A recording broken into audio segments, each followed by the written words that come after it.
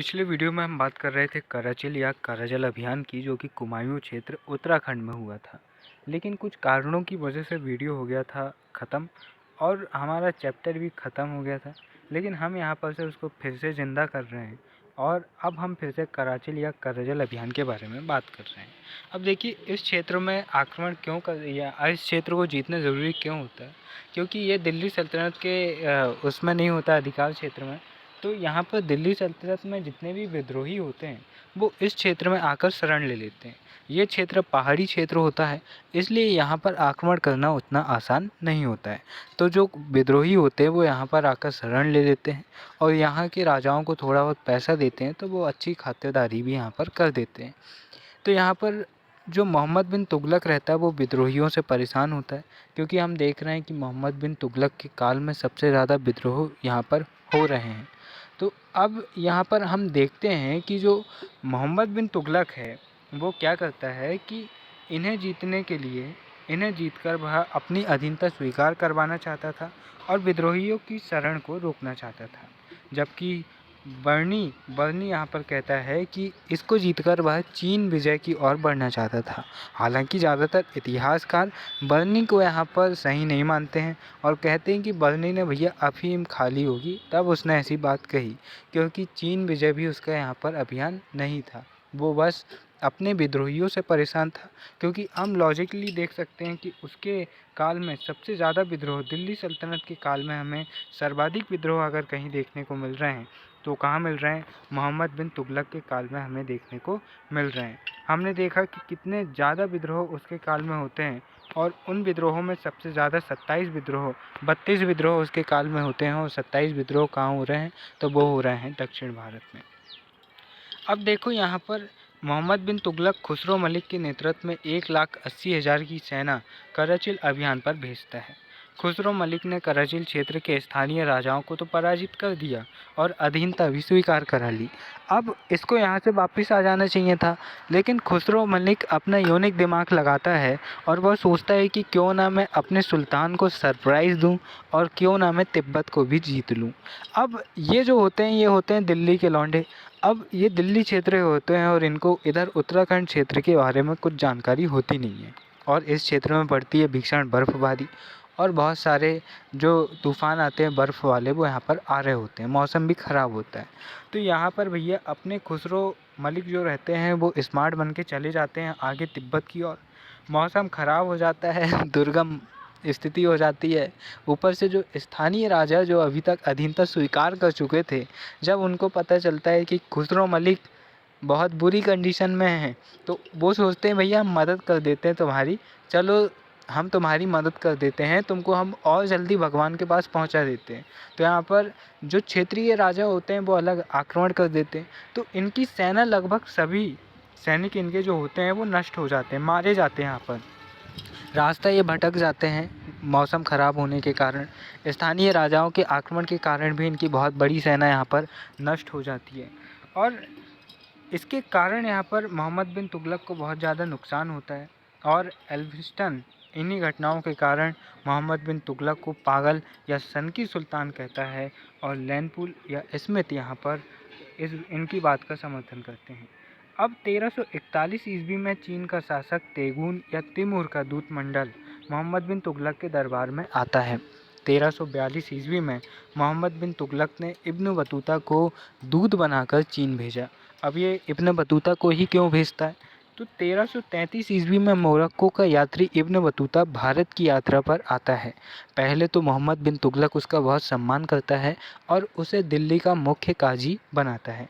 काजी धार्मिक प्रमुख व्यक्ति था और साथ ही साथ चीफ जस्टिस भी होता था, तो वह काजी बनाता है। तो जो काजी होता है वो पाजी बनाने की कोशिश करता है और यहाँ पर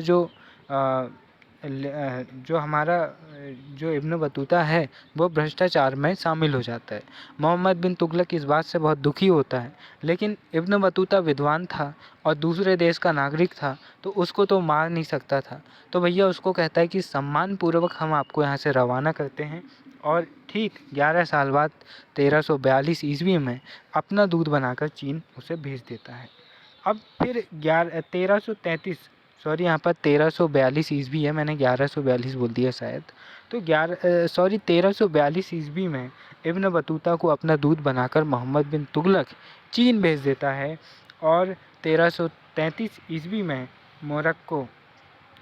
अब इसके बाद में जो इब्न बतूता रहता है वह चीन से वापस अपने देश मोरक्को चला जाता है, ना कि भारत आता है, क्योंकि उसको पता है भारत में अपनी कोई इज्जत अब बची नहीं है। अब देखो यहाँ पर इब्न बतूता किताब ए रहला की रचना करता है, जिससे हमें मोहम्मद बिन तुगलक और इस काल की हमें महत्वपूर्ण जानकारियाँ प्राप्त होती हैं। अब मोहम्मद बिन तुगलक ने उलेमा वर्ग के विशेषाधिकारों को समाप्त कर उन्हें न्याय की परिधि में लाया। प्रशासन में उलेमाओं का हस्तक्षेप समाप्त किया। मोहम्मद बिन तुगलक ने खुम्स की दर को उलट दिया और अलाउद्दीन खिलजी की तरह सुल्तान ने जो दर थी उन्हें बना दिया। अब जो खुम्स होता था ये क्या होता था, तो लूट अगर कहीं पर हुई है तो उसका हिस्सा, कहीं खदान से खजाना निकला है उसका हिस्सा, खदान से कोई बहुमूल्य धातु प्राप्त हुई है या फिर कहीं से गड़ा हुआ खजाना मिला है। पहले ऐसा होता था, जो लोग होते थे उनके घर में लॉकर वगैरह नहीं होते थे तो वो ज़मीन में गाड़ कर खजाना रख देते थे। अगर किसी को ऐसा खजाना मिल जाता था तो जो शरीयत है, जहाँ पर इस्लामिक नियम कानून बने हैं, उसके अनुसार क्या होता था कि 80% लूटने वाले को मिलेगा और 20% यहाँ पर सरकार को देना होगा। तो यहाँ पर जो मोहम्मद बिन तुगलक रहता है और अलाउद्दीन खिलजी, ये दो ऐसे सुल्तान रहते हैं जो इस दर को उलट देते हैं और कहते हैं कि भाई अब 80% राज्य को मिलेगा और 20% आपको मिलेगा। तो यहाँ पर ये इस दर को उलट देता है और मोहम्मद बिन तुगलक के समय सबसे ज़्यादा 33 विद्रोह होते हैं। मैंने 32 बोला था, सॉरी। तो सबसे ज़्यादा 33 विद्रोह होते हैं, जिनमें से 27 विद्रोह दक्षिण भारत में होते हैं। मैंने 28 बोला था, इसके लिए भी सॉरी।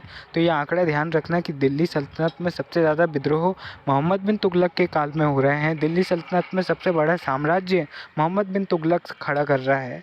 तो मोहम्मद बिन तुगलक के समय पर 33 विद्रोह हो रहा है, जिनमें से 27 विद्रोह सिर्फ और सिर्फ दक्षिण भारत में होते हैं। अमीरों के विद्रोह यहाँ पर हम देखते हैं 1326 से 27 में। सागर मध्य प्रदेश के जो इक़्तिदार होते हैं सागर के, बहाउद्दीन गोसाप, इसका विद्रोह होता है और यहाँ पर ये विद्रोह असफल हो जाता है। लाहौर मुल्तान के उच्च के जो इक़्तिदार होते हैं, इनका विद्रोह 1328 में होता है। लॉस्ट यानी कि यह विद्रोह भी असफल होता है और इसको मोहम्मद बिन तुगलक की सेना दबा देती है। 1335 ईस्वी में मदुरई, जो कि मावर राज्य होता है, यहाँ एहसान शाह का विद्रोह होता है और ये विद्रोह सफल हो जाता है और एहसान शाह मावर राज्य की स्वतंत्र मावर राज्य की यहाँ पर स्थापना करता है। अब 1336 ईस्वी में हरिहर बुक्का का विद्रोह यहाँ पर होता है और हम देखते हैं कि यह विद्रोह सफल होता है और हरिहर बुक्का विजयनगर राज्य की स्थापना करते हैं। 1338 ईस्वी में बंगाल में फखरुद्दीन मुबारक शाह विद्रोह करता है और ये विद्रोह भी सफल हो जाता है और यहाँ पर ये एक नए साम्राज्य की स्थापना करता है। 1342 में गुजरात एवं जाफराबाद के इक़्तिदार ऐन उल मुल्क विद्रोह करते हैं। विद्रोह असफल होता है और ध्यान रखना ये एकमात्र विद्रोही होता है जिसको मोहम्मद बिन तुगलक माफ़ कर देता है। 1347 ईस्वी में अलाउद्दीन बहमन शाह यहाँ पर सफल होता है दक्षिण भारत में दक्कन क्षेत्र में विद्रोह करने में और बहमनी साम्राज्य की यहाँ पर स्थापना होती है, जो कि विजयनगर साम्राज्य के समकालीन होते हैं। बहमन शाह दक्कन यानी कि महाराष्ट्र क्षेत्र में सल्तनत के विदेशी अमीर ए सादाह का सदस्य था। कौन? बहमन शाह। इस विद्रोह से तंग आकर मोहम्मद बिन तुगलक ने कहा था, इस बहमन शाह के विद्रोह से तंग आकर, इस विद्रोह से नहीं, मतलब ये बार बार जो विद्रोह हो रहे थे उनसे तंग आकर मोहम्मद बिन तुगलक कहता है, मेरा राज्य बीमार हो गया है, मैं सिर दर्द ठीक करता हूँ तो पेट दर्द शुरू हो जाता है और पेट दर्द ठीक करता हूँ तो कुछ और दर्द शुरू हो जाता है। अब हम यहाँ पर मोहम्मद बिन तुगलक के सैन्य अभियानों की बात करते हैं। 1326 ईस्वी में कोंठन महाराष्ट्र में नागनायक से ये जीतता है।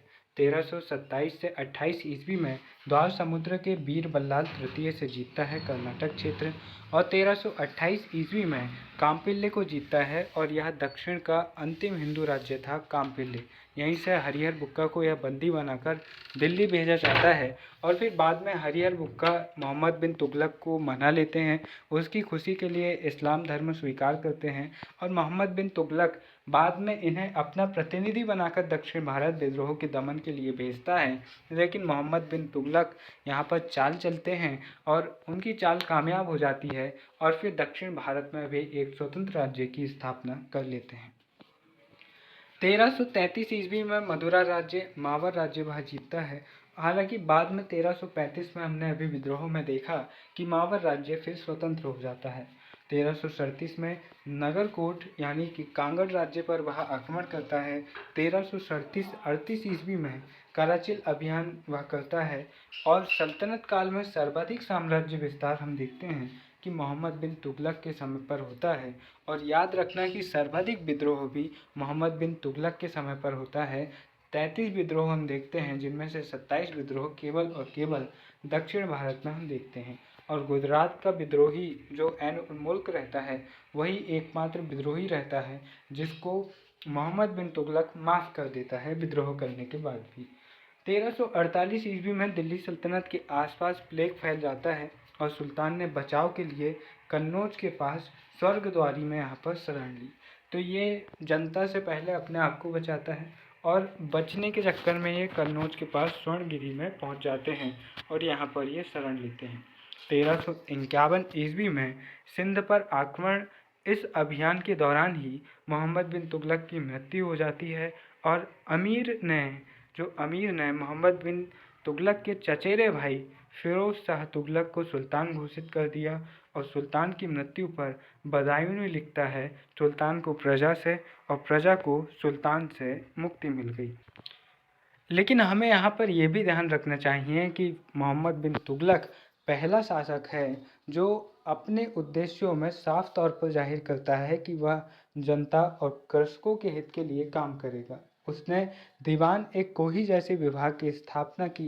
वह पहला शासक है जो मंगोलों के आक्रमण से बचने के लिए पीछे नहीं हटता है बल्कि मंगोलों को हराने के लिए खुरासान अभियान भेजता है। लेकिन राजनीतिक परिस्थितियों के बदल जाने से उसे यह अभियान वापस लेना पड़ता है। सांकेतिक मुद्रा जारी करके वह एक अच्छी अर्थव्यवस्था कर सकता था, लेकिन कुछ तकनीकी खामियों और उसके अधिकारियों के विश्वासघात के चलते वह ऐसा नहीं कर पाता है। मोहम्मद बिन तुगलक ऐसा पहला शासक था जिसके समय दिल्ली सल्तनत का सबसे ज़्यादा साम्राज्य विस्तार हुआ।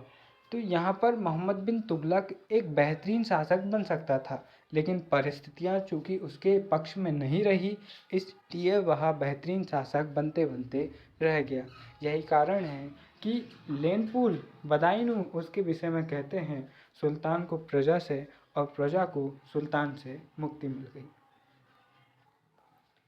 अब अगले वीडियो में हम बात करेंगे फिरोज शाह तुगलक की।